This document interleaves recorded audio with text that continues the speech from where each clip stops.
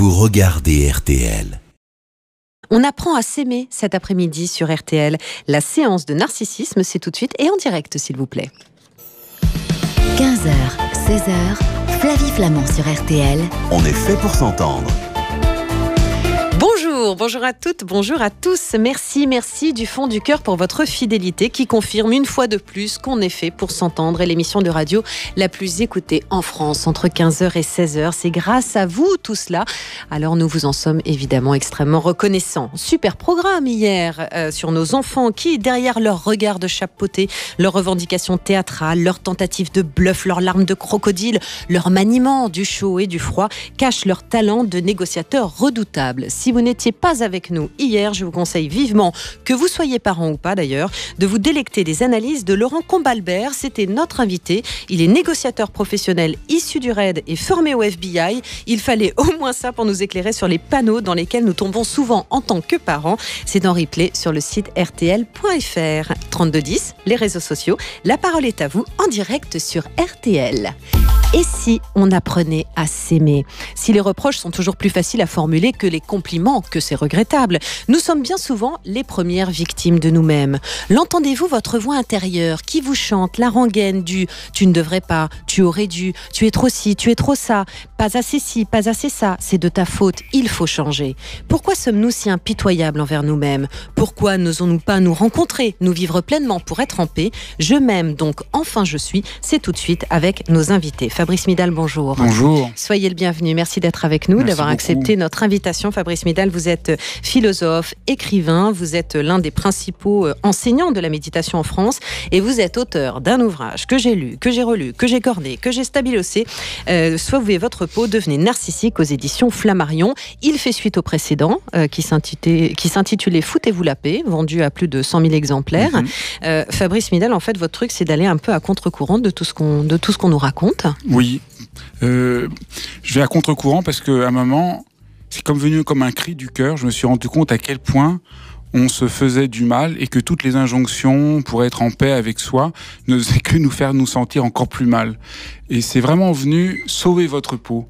On est tellement nombreux à nous harceler nous-mêmes et à accepter d'être maltraités parce qu'on ne se respecte pas, que j'ai senti vraiment qu'il y avait une urgence aujourd'hui qui est sauver votre peau, devenez narcissique. Alors ça semble un peu choquant parce que nos experts souvent expliquent qu'on est une société de gens égocentriques, enfermés sur eux-mêmes. Et en regardant autour de moi, ce que je vois, c'est des gens qui essayent toujours de faire le plus possible, qui se défoncent, qui essayent d'être des mères ou des pères parfaits, qui travaillent jusqu'au burn-out, et c'est vraiment quand même une des maladies de notre temps.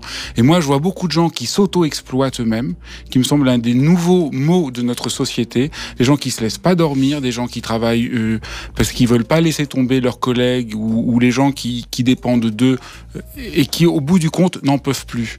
Et donc, moi, je ne me reconnaissais pas du tout dans le constat habituel, assez culpabilisateur qu'ont souvent les experts, les hommes politiques. Je me suis dit, mais il y a quelque chose qui va pas. Et c'est vraiment un cri du cœur qui est venu dans ce livre. Sauvez votre peau, vous le méritez. Il n'y a aucune raison de vous sacrifier comme ça. On a différents messages qui nous sont arrivés. Marie-Cécile qui nous écrit « Zéro amour, zéro tolérance ni bienveillance vis-à-vis de moi-même. Mes championnes de l'autodérision. Et puis finalement, je dois tellement me détester que j'ai une maladie auto-immune qui engendre des édèmes de Coinck. Après analyse, mon corps est allergique à lui-même. » On a Jade qui nous écrit « J'ai beaucoup de difficultés avec moi-même. J'ai du mal à m'accepter tel que je suis et je me trouve toujours des défauts. Mais ça va quand même mieux maintenant. Après 10 kilos de perdu, un changement de style total. Je ne manque pas non plus d'autodérision. Il m'arrive comme à tout le monde de prendre des selfies, mais en général, j'ai toujours un effet Snapchat sur le visage. Ça passe mieux comme ça. Et puis Véronique qui nous dit comment répondre à cette question sans paraître prétentieuse. Vous nous raconterez un petit peu plus tard, Fabrice Midal, l'histoire de narcissisme, et vous nous expliquerez la véritable histoire de Narcisse, qui n'est pas justement une histoire de prétention. À vos côtés, Cécile Guéret. Cécile, bonjour. Bonjour. Merci d'avoir accepté notre invitation. Vous êtes Avec thérapeute plaisir. Gestalt, et vous aussi, vous avez adoré l'ouvrage de Fabrice Midal. Oui, je l'ai trouvé formidable. Alors moi aussi, je l'ai stabiloté, écorné, j'ai noté des passages. Il y a battle entre elle et moi, c'est-à-dire qu'on est deux fans absolus. Et ça y est, j'ai une concurrente maintenant. Je l'ai vraiment trouvé formidable, déjà j'ai beaucoup aimé le dévoilement que fait Fabrice Midal de lui-même dans ce livre, parce que c'est jamais impudique, et en même temps, on se rend compte à quel point à quel point c'est difficile pour tout le monde en fait de s'aimer et que c'est un chemin et que c'est petit pas par petit pas qu'on peut y arriver. Alors c'est jamais totalement acquis, mais en tout cas c'est un beau chemin. Est-ce que vous trouvez que c'est un ouvrage aussi qui nous décomplexe ? Oui, c'est un ouvrage effectivement qui nous décomplexe et qui, j'ai aimé aussi tous les talents qui met à jour, tous les talents qui peuvent être des petits talents et qui sont pas en fait du tout des petits talents, qui sont des vrais talents. C'est-à-dire que on peut être, par exemple, à un moment Fabrice Midal dit qu'il est casanier, qu'il aime pas faire la fête. Bah voilà, ça pourtant c'est à la mode de faire la fête, ça paraît bien de faire la fête, mais c'est formidable aussi d'être casanier, de savoir prendre soin de soi à cet endroit-là. Le talent de la peinture, le talent de... Je sais pas, il peut y avoir plein de petits talents qui sont à revaloriser. On va se retrouver dans un instant avec vous deux, bien sûr. Et puis on écoutera le témoignage d'Anne. Anne, elle nous a écrit « Je n'aime pas la personne que je suis ». Elle va nous expliquer justement qui elle est. Et je suis persuadée que finalement, elle est quelque part une autre et qu'on va peut-être l'aider à se rencontrer. On se retrouve dans un instant sur l'antenne d'RTL. À tout de suite. On est fait pour s'entendre. Flavie Flamand. Pourquoi sommes-nous si impitoyables avec nous-mêmes ? Et si on apprenait à nous rencontrer comme si nous étions un autre ? Eh bien, il est temps de faire connaissance et puis ça va nous aider sûrement aussi à nous aimer. Nous sommes en compagnie aujourd'hui de nos invités que sont le philosophe Fabrice Midal et Cécile Guéret qui est thérapeute gestalt et que vous pouvez également retrouver sur son blog La Psy Buissonnière ou encore sur sa page Facebook. Vous y apprendrez beaucoup de choses. Merci d'être avec nous tous les deux. Si vous le voulez bien, on va tout de suite accueillir Anne sur cette antenne. Elle habite du côté d'Épinal. Bonjour Anne. Bonjour Flavie, bonjour. Soyez la bienvenue sur RTL. Merci d'être avec nous. Ça n'est pas facile de parler comme ça de ce genre de choses. Absolument pas. Surtout de moi, particulièrement. Mais pourtant, c'est vous qui nous intéressez. Anne, vous nous avez écrit « Je n'aime pas la personne que je suis ». Mais qui êtes-vous ? Une parfaite inconnue, bon, je sais pas l'expliquer. Je suis pas extraordinaire, pas extravagante, simple. Voilà. Vous avez employé le mot fade. Oui. Sur notre page Facebook. C'est quoi fade ? Il n'y a pas de couleur, il n'y a pas de... Voilà. Au niveau de ma personnalité, je suis timide, j'ai pas confiance en moi. Voilà. Qu'est-ce que vous faites dans la vie ? Je m'occupe de personnes âgées et d'enfants. Ah oui, donc vous êtes énormément tourné vers les autres. Qu'est-ce qu'ils vous disent, ceux dont vous vous occupez de vous ? Ils me disent que je suis super, souriante. Ouais. Alors après, c'est peut-être l'image que je donne quand je rencontre les gens, je sais pas. Généreuse. Ouais. Vous êtes quelqu'un de bien, Anne, parce que moi je trouve que vous faites un boulot, franchement, bravo, quoi, chapeau, parce que vraiment être au service comme ça des autres, ça demande de la générosité, ça demande du don de soi. Ça fait longtemps que ça fait longtemps que vous avez l'impression d'être une personne parfaite inconnue, pas extravagante et fade. Depuis l'adolescence, à peu près, un petit peu plus loin que l'adolescence, peut-être. Qu'est-ce qu'ils vous disaient vos parents quand vous étiez petite, de vous ? J'étais quelqu'un d'assez discrète aussi par rapport à mes frères et sœurs. J'étais souvent peut-être un peu seule, une solitaire. Vous étiez nombreux dans la fratrie ? Oui. 8 enfants. Ah oui, il fallait trouver sa place quand même, avec cette frère et sœur. J'étais au milieu, donc voilà. Vous nous avez écrit que vous aimeriez avoir un petit truc en plus, quelque chose que vous n'avez pas. C'est quoi ? Je sais pas, peut-être être un peu aller, je sais pas, être plus vers les autres, en dehors de mon travail, je précise. Là, vous le faites. Moi, je trouve que votre démarche aujourd'hui, déjà de nous appeler, c'est quelque chose qui est super courageux. Vous aimez parler. Oui. Mais pas de vous. Pas de moi. Vous y parvenez en tout cas. Anne, je vous présente Fabrice Midal. Fabrice Midal qui est auteur d'un ouvrage dont on disait il y a un instant avec Cécile Guéret que c'est un ouvrage génial parce qu'en fait, il nous pousse à être narcissique. Alors Anne, on l'écoute, elle nous explique. Et c'est fou entre la perception, Anne, que l'on a de vous et la façon dont vous vous décrivez. Fabrice Midal, il y a un monde, quoi. C'est clair. Et il y a plusieurs choses. D'abord, la première chose, c'est qu'on ne nous a pas appris à nous aimer. Ouais. Donc on est quand même, depuis l'enfance, on est quand même conditionné pour toujours se mettre en question. Il y a des amis qui m'ont raconté, leur petite fille, elle a 5 ans, elle fait du trampoline l'été, à la fin de la semaine, il y a une monitrice qui donne un bulletin d'évaluation, coordination bien, relation avec les autres peut mieux faire. D'emblée, vous voyez, depuis l'enfance, on est tout le temps jugé, donc on n'a pas pris l'habitude de rencontrer la personne qu'on est. Et ce qui me touche, c'est... Dans le témoignage qu'on a entendu, c'est la difficulté de juste rencontrer la personne qu'on est en mettant entre parenthèses les jugements. Parce qu'elle décrit qu'elle est fade, simple et discrète. Mais ça, c'est les grandes vertus. Par exemple, en Chine, la vertu du sage taoïste, c'est d'être simple, de ne pas se montrer, d'être en rapport avec les choses. Mais pour elle, c'est tout de suite négatif. Au fond, il y a comme une critique d'être ce qu'elle est. Et je crois que la première chose à faire, c'est rencontrer qui nous sommes. Et je crois qu'il faudrait faire l'inverse de ce qu'on nous dit habituellement. On nous dit « aimez-vous ». Mais moi, ça m'angoisse de devoir m'aimer. Comment je vais faire ? Je pense que c'est important de se rencontrer, d'accepter d'être ce que nous sommes. Dans un jardin, il y a des roses, il y a des tulipes, il y a du muguet. Et la rose, elle voudrait être du muguet. Le muguet trouve qu'il est trop petit par rapport à la rose. La pivoine trouve qu'elle est quand même trop imposante et qu'elle aime mieux être fine comme le lilas, et chaque fleur pourrait très bien regretter d'être ce qu'elle est. Mais dans un jardin, on a besoin de toutes les fleurs. Et je crois que le sens les conseils que j'essaie de donner dans ce livre, cette idée de sauver votre peau, c'est de pouvoir être la fleur que vous êtes, pas une autre fleur. Et je crois que ça changerait énormément. C'est intéressant parce que on parle d'éclosion en fait. La rencontre, vous parliez des fleurs, c'est une forme d'éclosion. On va se retrouver dans un instant. Anne, vous restez avec nous, parce que forcément on a envie de poursuivre nos échanges. Et puis Cécile Guéret a forcément aussi des choses à partager. Et nous, on se retrouve tout de suite sur l'antenne d'RTL. 15h, 16h, on est fait pour s'entendre. Je ne m'aime pas, nous écrit Christelle, et je ne vois pas comment ça pourrait changer, surtout en ce moment. Mais si, tout change, vous allez voir, Christelle.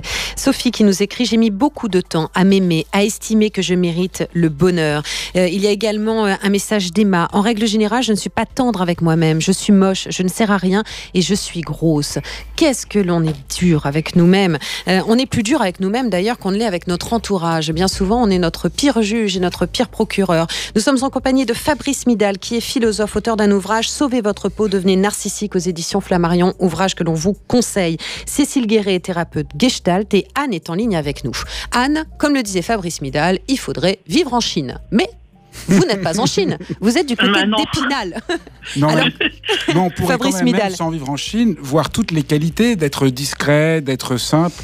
On est toujours prisonnier d'une image de ce qu'il faudrait être en se comparant avec les autres, et donc on trouve qu'on est fade par rapport à l'image qu'il faudrait être exubérant. Et puis quand on est exubérant, on se compare et on trouve qu'on est trop exubérant. Et je crois que le geste, c'est vraiment de respecter la personne qu'on est.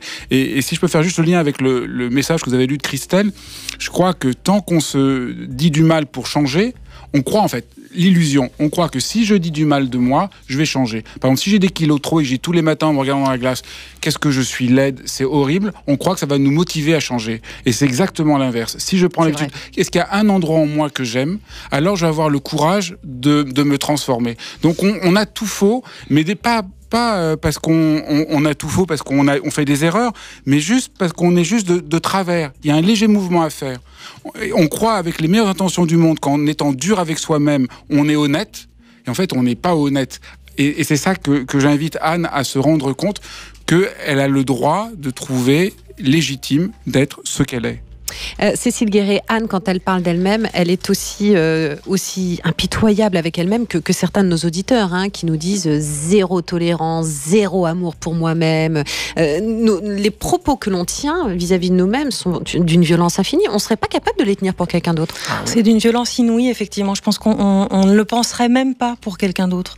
On s'autorise à penser des choses terribles pour soi et à se dire des choses terribles pour soi qu'on dirait jamais à quelqu'un d'autre. Et alors il y a plusieurs choses. Déjà, je trouve que Anne, en même temps, elle a quand même un vrai talent, c'est qu'elle a une richesse de vocabulaire pour se dévaloriser qu'il faut pouvoir souligner. Magnifique. C'est-à-dire que tout le monde n'a pas effectivement cette capacité-là à pouvoir avoir autant d'adjectifs comme la façon dont elle se désigne. Certainement, à un moment, toutes ces qualités, enfin moi, effectivement, je suis comme Fabrice Midal, je les vois comme des qualités. Je trouve que pour moi, la solitude, savoir se mettre en retrait et tout ça, pour moi, c'est des qualités. Donc je trouve ça formidable. Mais certainement, à un moment de sa vie, ces qualités-là ont été une façon pour elle de survivre. On peut imaginer que dans une fratrie de 8, ou peut-être à l'adolescence, je ne sais pas évidemment ce qu'Anne a vécu, mais certainement à un moment, ça a été sa façon à elle de survivre dans son environnement. Et donc c'est formidable, ça l'a sauvée certainement. Aujourd'hui, visiblement, c'est plus tout à fait adapté pour elle, ça la rend pas tout à fait heureuse, donc elle voudrait pouvoir mettre peut-être un petit peu plus de fluidité là-dedans. Comment se rencontrer? Parce que vous nous le dites, Fabrice Midal, quand on se dit il faut que je m'aime, bien ça évidemment, ça ne peut pas fonctionner. C'est comme d'ailleurs de dire de quelqu'un il faut que je l'aime, il faut que je l'aime, il faut que je l'aime. On ne s'oblige pas à tomber amoureux. Non. Donc comment justement se rencontrer?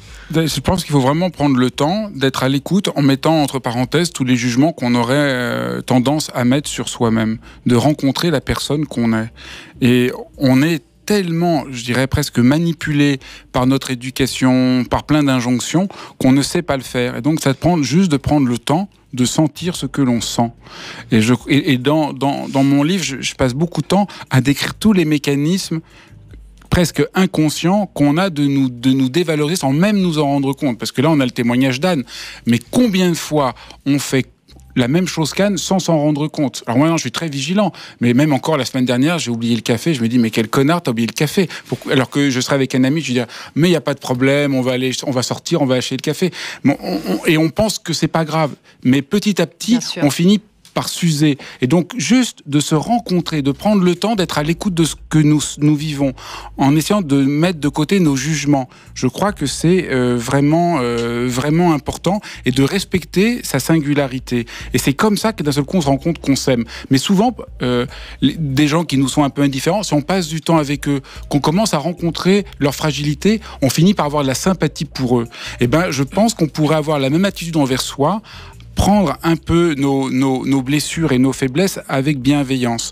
Et à ce moment-là, on arriverait à s'aimer. Et c'est pour ça que mon livre s'appelle « Sauvez votre peau, devenez narcissique » et pas « Aimez-vous », parce que c'est presque un don qui vient quand on a l'attitude juste et qu'on a réussi à se libérer de ce poids écrasant.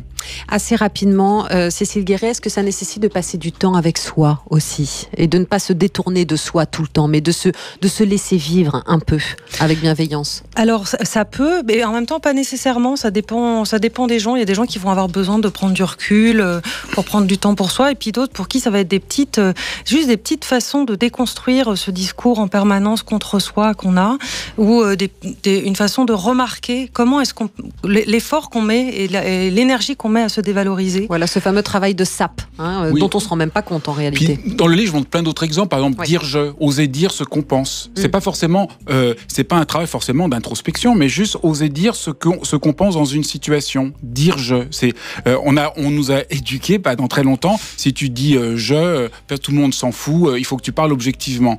Et on se rend compte aujourd'hui que c'est très important de dire je. Il y a même des études qui ont été faites aux États-Unis que les hommes politiques, quand ils mentent, disent on, et quand ils disent je, ils sont plus sincères. Et donc ça va à l'encontre de tout ce qu'on nous a appris pendant longtemps. Dire je, c'est vraiment un acte de sincérité. Se réapproprier le jeu. Anne, ce qu'on va faire, c'est que vous allez rester en ligne avec nous. On va prendre votre adresse, on va vous envoyer le livre de Fabrice Midal, d'accord? Merci beaucoup. Voilà, ça part aujourd'hui du bureau et ce sera dans quelques jours chez vous. On vous embrasse bien fort. Prenez soin de vous, Anne. À bientôt. Merci beaucoup. À bientôt. Flavie Flamand. On est fait pour s'entendre. RTL. On apprend aujourd'hui à être en paix avec nous-mêmes. Mais pour être en paix avec nous-mêmes, déjà, il faut baisser les armes, il faut cesser de se faire la guerre, il faut apprendre à s'aimer. Alors, il faut apprendre à s'aimer, ça c'est une injonction. Donc, il faut aussi se libérer des injonctions. Tout ça, ça semble un peu compliqué, mais dans les mots de Fabrice Midal, qui est notre invité en compagnie de Cécile Guéret, les choses paraissent très fluides, faciles et simples. Jack nous écrit « Il faut faire la différence entre narcissisme qui consiste à aimer abusivement son apparence, égocentrisme qui consiste à se mettre au centre de tout, égoïsme qui consiste à penser à soi uniquement et estime personnelle. Et bien pourtant, vous, Fabrice Midal, vous nous dites il faut être narcissique. Racontez-nous l'histoire de ce mec qui s'appelle Narcisse. Pendant longtemps, comme tout le monde, narcissique, c'était pour moi une insulte. Puis un jour, j'ai commencé à regarder, et en fait, il y a un mythe de Narcisse qui date de l'Antiquité. Et en fait, Narcisse, contrairement à ce que je croyais, tombe amoureux de lui dans le lac, mais en ne se reconnaissant pas, parce qu'il est tellement coupé de lui-même, il ne sait tellement pas qui il est. Un peu comme Anne, elle parlait, on voyait qu'elle n'était pas vraiment en rapport à qui elle était, que nous entendions plein d'autres choses d'elle que ce qu'elle disait. Et ben Narcisse, c'est cette maladie-là, c'est l'impossibilité de se rencontrer. Et donc quand il découvre que c'est lui dont il est amoureux, il est très très ennuyé parce qu'il n'avait pas du tout envie de tomber amoureux de lui. Donc on s'est complètement trompé. Et ce dont nous invite le mythe, c'est justement à enfin nous rencontrer pour nous libérer d'une malédiction. Tant qu'on ne sait pas qui on est, tant qu'on n'a pas de bienveillance envers soi, on ne peut pas aimer les autres. Et c'est seulement il y a 1700 ans que le sens de Narcisse va complètement changer. Vous dites, mais qu'est-ce qu'il y a 1700 ans ? Il y a un père de l'Église qui s'appelle Saint Augustin qui commence à dire que si vous vous aimez, c'est autant d'amour que vous ne donnerez pas à Dieu, et que si vous vous regardez, vous allez voir que vous êtes de la pure pourriture, pour reprendre les termes. C'est un péché. Mais c'est aussi absurde que si on dise à une mère qui a un deuxième enfant qu'elle ne va plus pouvoir aimer son premier enfant et que l'amour est un gâteau et que si vous en mangez un petit morceau, il n'y en aura pas pour les autres. En réalité, je crois qu'on est égaré depuis 1700 ans, qu'en réalité, si on s'aime, on aime d'autant mieux les autres, d'autant plus amplement que l'amour qu'on a pour soi n'est pas autant d'enlever aux autres. Et alors c'est d'autant plus étrange que si on se souvient ce que dit le Christ, c'est « aime les autres comme toi-même ». Donc il faut bien s'aimer. Et donc toute la source de l'Occident nous invite à nous aimer, c'est tout à fait naturel.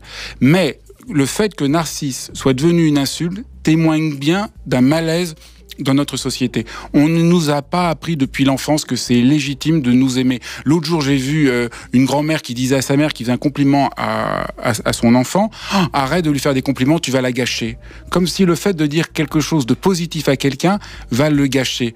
Mais moi, je me suis rendu compte que plus je suis gentil avec moi, je ne démissionne pas, au contraire, ça me donne du courage. Si je me dis toute la journée, mais là, ça va pas ce que t'as dit Fabrice, là t'es nul, ça va me paralyser. Mais si au contraire, je réussis à m'encourager, ça me donne davantage de force pour pouvoir affronter les obstacles. Donc je crois qu'on a vraiment tout faux, et aujourd'hui, plus que jamais, je crois qu'il faut que les gens deviennent narcissiques, qu'ils prennent le temps de se rencontrer. Alors il y a juste une chose à distinguer, parce que pour qu'on comprenne ce que je veux dire, c'est narcissique, c'est le contraire de la vanité. Parce que vous allez me dire, il y en a plein. J'allais vous le dire. Il y a plein de gens qui écrasent tout le monde mais ils écrasent tout le monde parce qu'ils ne s'aiment pas. Ils sont comme la grenouille qui veut se faire aussi grosse que le bœuf. La grenouille, elle veut dans la fable de La Fontaine, elle veut enfler pour ressembler au bœuf. Il y a certaines personnes comme Trump qui ressemblent un peu à la grenouille qui veut se faire aussi grosse que le bœuf. Alors on me dit, mais toujours, il est narcissique. Je dis, mais c'est le contraire. Il est tellement vaniteux parce qu'il ne s'est pas rencontré, qu'il ne s'aime pas. S'il s'aimait, il ne serait pas aussi rageur dès que quelqu'un lui dit la moindre chose. Il n'attendrait pas que les autres lui confirment tout le temps qu'il est génial. C'est écrasant quand vous êtes entièrement dépendant des autres. Être narcissique, c'est sentir que vous pouvez vous accorder à vous-même l'affection dont vous avez besoin, qui fait que vous êtes beaucoup plus libre avec les autres. Vous pouvez être beaucoup plus à leur écoute, vous pouvez les rencontrer. Et on se rend compte qu'il n'y a pas du tout d'opposition entre s'aimer, aimer les autres, être à l'écoute des autres, servir les autres. Au contraire, c'est comme un cercle vertueux. Et c'est pour vraiment nous libérer de cette malédiction que j'ai écrit ce livre. Alors, c'est formidable parce que c'est engagé. La première fois. Vous êtes très engagé. C'est la première fois dans cette émission que je pose une question au début d'une séquence et que mon invité me fait une réponse qui dure toute la séquence. On se retrouve tout de suite sur l'antenne d'RTL. Jusqu'à 16h, Flavie Flamand sur RTL. Est-ce qu'il fait du bien à votre invité du jour, nous écrit Morgane sur Facebook. Je vais être obligée d'acheter son livre. Quelle belle obligation. Créatrice d'une toute petite entreprise il y a 2 ans, je devrais être fière du chemin accompli et pourtant une voix intérieure présente, H24, me gâche la vie. Aujourd'hui, je n'arrive même plus à être enthousiaste alors que mon travail me plaît parce que sans arrêt, j'ai cette voix qui me rappelle que tout n'est pas aussi parfait que cela devrait. Pas facile de vivre avec soi-même. Morgane, vous allez vous rencontrer et en même temps, vous faites tout pour. Et c'est formidable d'ailleurs cette aventure de votre petite entreprise qui, j'espère, ne connaît pas la crise. Je me tourne vers vous, Cécile Guéret. Vous vouliez rebondir au propos, il y a un instant, de Fabrice Midal qui nous parlait de cette mère qui était incriminée parce qu'elle faisait des compliments à ses enfants par sa propre mère qui lui disait « tu ne vas quand même pas les gâcher en leur faisant des compliments. Oui, c'est une phrase qu'on a souvent entendue, qu'il fallait pas faire trop de compliments aux enfants, que ça allait gâcher. Alors, bon, déjà, c'est pas vrai, parce qu'en fait, le narcissisme, justement, la capacité à s'aimer, se construit chez l'enfant dans les compliments, enfin, l'affection, le regard des autres, plus exactement. Et donc, l'entourage, mais aussi les autres, les compliments qu'il peut recevoir de la boulangère, de ses amis. Alors, à la subtilité près que c'est son être singulier qu'on complimente. C'est-à-dire que c'est pas faire le même compliment à tout le monde. Je sais pas, à toutes les petites filles, elles sont jolies, à tous les garçons, ils sont courageux. Non, c'est chaque enfant, comme on le reconnaît dans sa singularité. Comment un petit garçon, il peut être ingénieux, comment il peut être malin, comment il peut être joli, comment il peut être tendre, comment il peut être doux. Une petite fille, comment elle peut être cascadeuse, comment elle peut être... Alors, je fais exprès de pas être dans des stéréotypes de genre, parce que c'est aussi une problématique qui me tient à cœur. Mais c'est vraiment comment on reconnaît la singularité de chaque enfant. Et alors, ce que dit Morgane aussi, et ce que je vois dans son témoignage et qui, moi, m'attriste d'une certaine façon, c'est aussi comment nous, adultes, on se gâche en se dénigrant à ce point-là, en ne se faisant pas de compliments. Et ça me fait penser, je ne sais pas si vous vous souvenez du discours d'intronisation de Nelson Mandela. Il dit une phrase que je trouve, moi, lumineuse, alors que je vais répéter à peu près, mais... En gros, c'est on se dit tous, on n'est pas assez bien pour pouvoir briller, pour pouvoir être extraordinaire, pour pouvoir se montrer tel qu'on est. Mais en fait, qui est-on justement pour ne pas briller, pour ne pas se montrer tel que nous sommes, pour ne pas nous montrer dans notre excellence? Et ce qu'il dit aussi, c'est que finalement, comme on se gâche en tant qu'adulte à se rendre tout petit comme ça, c'est pas un service qu'on rend au monde. Au contraire, on rend au monde service en se montrant dans ses qualités et en illuminant, en fait, ça rend service aux autres aussi, en se montrant comme ça. Ce qui est très important, soyez narcissique, vous aiderez le monde. Alors que on est vraiment, il y a vraiment cette croyance, j'ai pas le droit de m'aimer. Il y a vraiment, je pense qu'on se rend pas compte à quel point il y a cette phrase qu'on nous a éduqués depuis petit, j'ai pas le droit de m'aimer, il faut que je me sacrifie pour les autres. Et ça c'est bien. Et moi, mon livre est venu de quelqu'un qui m'a dit à un moment où j'aidais quelqu'un qui était en très grande difficulté, j'étais en train de me sacrifier, de plus me respecter, il m'a dit « sauve ta peau ». Et je me souviens, je me suis dit dans ma tête « je n'ai pas le droit ». Et au moment où je me dis « je n'ai pas le droit », je me suis dit « mais là ça commence, là tu vas trop loin ». Et c'est ça qui m'a réveillé. On a le droit de sauver notre peau, on a le droit d'être narcissique et ça va, comme vous le dites si bien, aider les autres, aider le monde. Le monde a besoin qu'on ose être qui nous sommes. Et ça me fait penser justement à cette phrase de Henri David Thoreau, « Si je ne suis pas moi, alors qui le sera ?» Parce que c'est une réalité. Le regard des parents, le regard de la société n'est pas le même. Et d'ailleurs, parfois, la société peut nous aider et puis les parents peuvent nous dénigrer aussi. Donc, on n'est pas... Est-ce qu'il faut savoir aussi apprendre à distinguer le regard bienveillant, Fabrice Midal ? Parce que c'est très juste. Souvent, on ne voit pas nos propres qualités et des amis proches voient mieux que nous qui nous sommes. Et donc ça, c'est important. Pour s'aimer, c'est pas forcément en se regardant le nombril qu'on va s'aimer. C'est aussi en se mettant à l'écoute de tous ces gens bienveillants qui sont autour de nous, qu'on ne veut pas écouter. Moi, j'avais une amie quand j'étais adolescent, on était inséparables. Et puis, comme elle est restée, elle n'a pas fait de carrière, elle s'en voulait. Et moi, j'étais tellement content de la voir.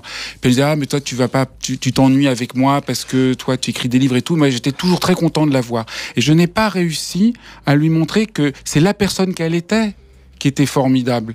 Et j'ai parlé tout à l'heure de la grenouille qui veut se faire aussi grosse que le bœuf, mais il y a d'autres personnes qui sont comme des petites souris. Elles sont tout le temps en train de s'excuser d'être. Et je crois qu'être narcissique, c'est ni être la grenouille vaniteuse, ni être comme la petite souris qui est tout le temps en train de s'excuser. Soyons nous-mêmes, et pour être nous-mêmes, aidons-nous du regard de ceux autour de nous. Prenons en compte ce qu'ils nous disent.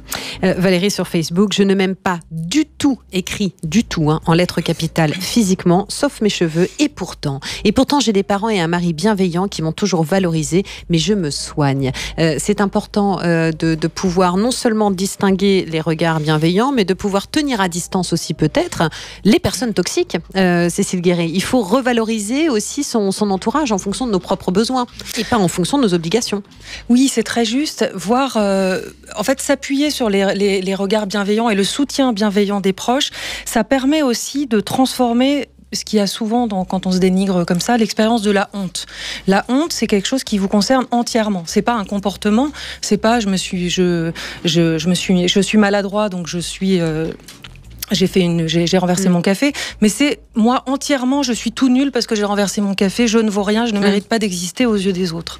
Ça, c'est la honte. Et en fait, en se reliant aux autres, bienveillants, on peut sortir, on est dans l'expérience de l'interdépendance, en fait, de la relation à l'autre, et donc ça nous permet d'être réintégrés dans la communauté des hommes, et donc avec aussi nos imperfections, c'est-à-dire qu'on n'est pas tout mal, on n'est pas tout bien non plus, on est entre les deux, et c'est cette imperfection-là qui fait notre humanité, en fait. Il y a quelque chose de très important, c'est l'action. Il y a eu une enquête aux États-Unis, on a pris 2 groupes d'enfants. Au premier groupe, on a dit t'as très bien travaillé, et au deuxième, on a dit t'es vraiment très intelligent, et à la suite d'un examen, indépendamment de leur résultat. Puis on l'a refait passer le même examen. Et aux surprises, le groupe auquel on avait dit tu es intelligent ont moins bien réussi. Ceux auxquels on avait dit tu as bien travaillé ont mieux réussi. Parce que les enfants auxquels on avait dit tu es intelligent, ils avaient très peur de décevoir les autres. Ceux auxquels on avait bien travaillé ont su qu'ils avaient des ressources en eux. Et je crois que ça, c'est très important comme pivot.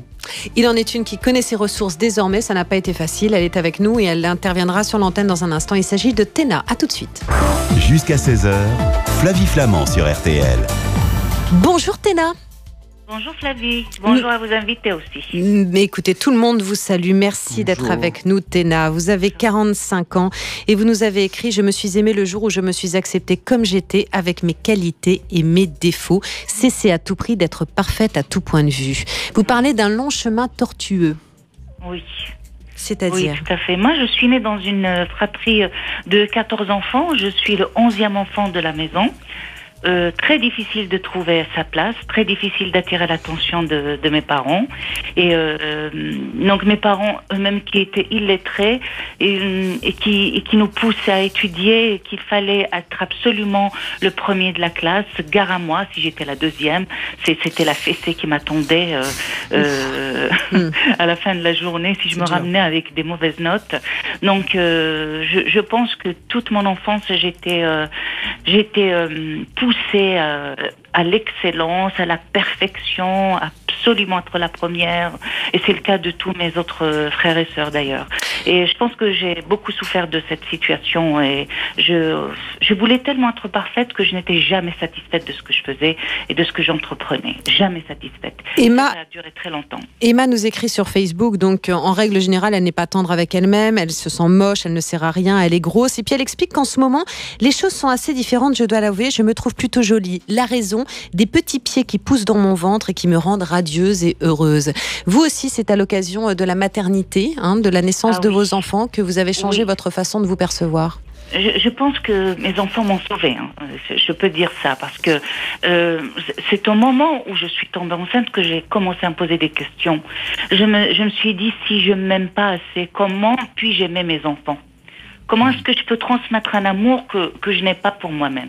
Et c'est à ce moment-là que j'ai commencé à travailler, faire une sorte de travail sur moi.